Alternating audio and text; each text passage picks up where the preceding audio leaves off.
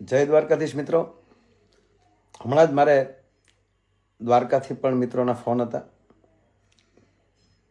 ગુગળી બ્રહ્મ સમાજ એમના અધ્યક્ષ, સમગ્ર બ્રહ્મ સમાજ જે વર્ષોથી દ્વારકાધીશના પૂજા કરતા આવે છે પેઢીઓથી, એવા જ આહિર સેનાના પ્રમુખનો પણ ફોન, એને પણ વાત થઈ. હિન્દુ સેના પણ સાથે છે. સમગ્ર સનાતન ધર્મ આખો આજે ઊભો થયો છે. તો ભાઈ, હું વિનંતી કરીને એટલું કહું છું કે આ બફાટ નથી, આ ભૂલ નથી, આ તો છાપેલી વાતો એ લોકો કરે છે. આવું પુસ્તકોમાં છાપી નાખ્યું છે. તો જાણી જોઈને દ્વારકાધીશ કરતાં મોટું થવાની કોશિશ ન કરાય.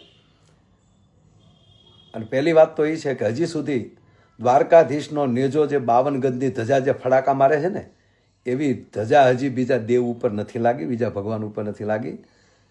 અને આ ભગવાન છે, જગદગુરુ છે. કૃષ્ણમ વંદે જગદગુરુ યદા યદા હિ ધર્મસ્ય જ્ઞાન નિર્ભવતી ભારતમ. આ શ્લોકને તમે તમારામાં નાખી અને તમે એવો પણ એક સ્વામીજીએ વિડીયો મૂકેલો છે કે આ કોના માટે લખાણું છે, એના પણ કેટલા ખુલાસા તમે કર્યા છે.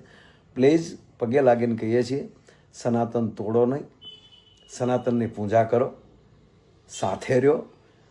પણ તમે અવારનવાર જે આ બધી વસ્તુ કરતા આવો છો, કોઈ ને કોઈ તો એમના પણ વડીલોને વિનંતી કરીને કહીએ કે પ્લીઝ, ભારત વર્ષ અને એ ભારત વર્ષના દ્વારકાધીશથી કોઈ મોટું હોઈ ન શકે, રામથી મોટું હોઈ ન શકે, અને મહાદેવથી કોઈ મોટું હોઈ ન શકે. એની નીચરામાં રહી અને તમારી રીતે તમારી ગાડી હાંક્યા કરો તો શું વાંધો છે?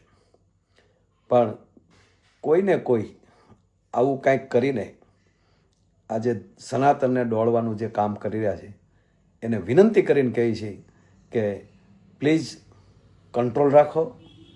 અને આ કંટ્રોલ રાખવાની વાત નથી, આ તમે ચાપી નાખ્યું છે. જાણી જોઈને જે કરો છો એને તમે ભૂલ ન કહી શકો, એને બખવાટ પણ ન કહી શકાય. તો આના ઉપર બધાએ ધ્યાન આપે એવી હું કરબદ્ધ પ્રાર્થના કરું છું. જય દ્વારકાધીશ.